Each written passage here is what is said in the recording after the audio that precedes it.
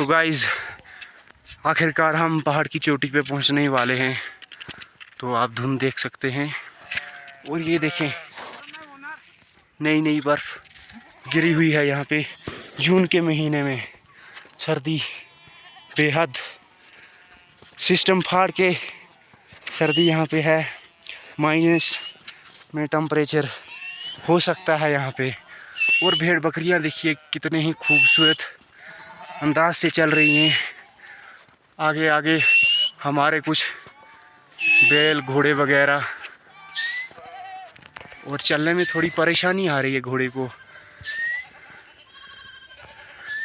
धुंध में तो नज़र आ ही नहीं रहा है।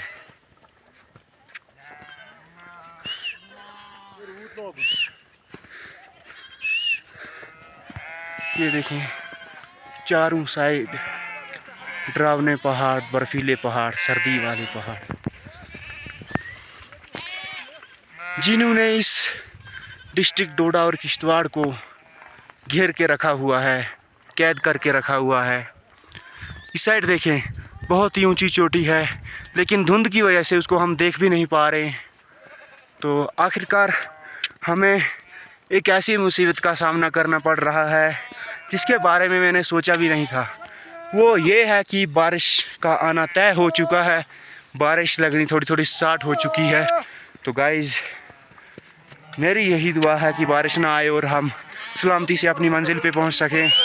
तो ये देखें इतनी बड़ी बड़ी भेड़ बकरियां भी यहाँ पे अपनी हिम्मत हार चुकी हैं, लेकिन मंजिल बहुत ही करीब है। वो कहते हैं ना कि मिल ही जाएगी मंजिल आखिर। भटकते भटकते गुमराह तो वो हैं जो घर से अभी निकले ही ना थे।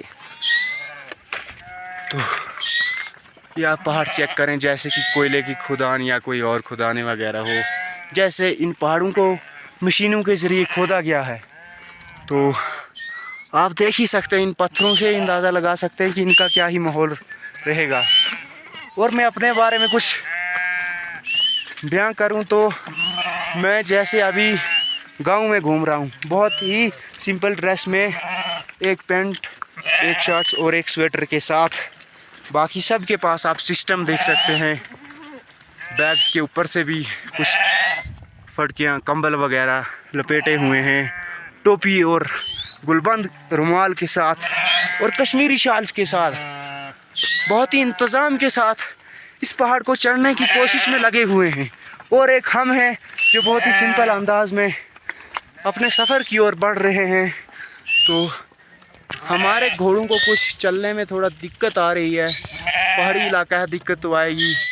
और बैल भी देख सकते हैं, 4 बैल और 4 घोड़े, साथ में 5-6 कुत्ते भी हैं। ऐसी कोई बात नहीं है कि कुत्ते ना, भेड़ बकरियों के साथ कुत्ते ना हो, ये हो ही नहीं सकता। तो गाइस आप लोग देख सकते हैं कि हमने इस व्लॉग बनाने के लिए कितनी ही मुसीबतों का सामना किया है और बहुत ही मेहनत की है। तो हमें यहाँ पे पहुँचने के लिए 5 दिन का सफ़र तय करना पड़ा, जो लगभग मेरे हिसाब से बनता है मैक्सिमम 350 किलोमीटर के आसपास।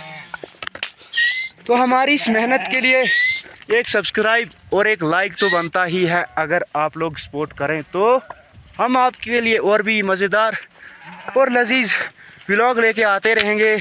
इन पहाड़ों पे आने की कोशिश हम फिर से करेंगे। और ये वाले पहाड़ नहीं, हम दूसरी साइड से और भी कई सारे पहाड़ों की सैर आपको घर में बैठे बैठे करवाएंगे। शहर वाले लोग तो ये चीज़ें कहाँ देख सकते हैं, चाहकर गांव वाले भी नहीं देख सकते। इन चीज़ों के आनंद वही लोग ले सकते हैं जो भेड़ बकरियों के साथ आते हैं और या तो अपने शौक़ की वजह से इनके साथ सफ़र करने के लिए तैयार हो जाते हैं। और कुछ लोग इनमें ऐसे भी हैं जो बहुत ही हिम्मत के साथ पहाड़ की ऊंचाई पे पहुंच चुके हैं सबसे पहले। और वो ऐसे नहीं पहुंचे, उनके ऊपर मैक्सिमम 20-25 किलो का वेट भी था। और उनके लिए मैं मुबारकबाद देना चाहता हूं उन लोगों को जिन्होंने इतना वज़न उठा के इस पहाड़ की ऊंचाई को चढ़ने में कामयाबी हासिल की। हम तो खाली चल रहे हैं, हम सब ही लोग खाली चल रहे हैं। हमारा सामान तो घोड़े के ऊपर है, लेकिन जो 2-3 बंदे सबसे पहले पहाड़ की ऊंचाई पे पहुंचे हैं उनके पास 20-25 किलो का वेट भी था। और सर्दी के मौसम में उनके हाथों का क्या हाल रहा होगा। हमारे हाथ तो जेब में भी कभी कभार हम डाल लेते हैं, लेकिन जो उन्होंने वज़न अपनी पीठ या कमर पे उठाया हुआ था, कंधे पे, जैसे भी था, लेकिन उनके हाथों का क्या हाल रहा होगा। तो गाइज़, हमारी इस मेहनत के लिए एक सब्सक्राइब, एक लाइक और एक कमेंट सेक्शन में ज़रूर बताएं कि आपको हमारा व्लॉग कैसा लगा। और दूसरे व्लॉग के लिए आप ऐसे ही व्लॉग को देखना चाहते हो या नहीं, कमेंट सेक्शन में ज़रूर बताएं अपना नाम टाइप करके, जिसने भी चैनल को सब्सक्राइब किया होगा। मिलते हैं नेक्स्ट व्लॉग में, तब तक के लिए आप जुड़े रहे हमारे इस व्लॉग के साथ, गुजारा करें इसी वीडियोज़ के साथ। Thank you.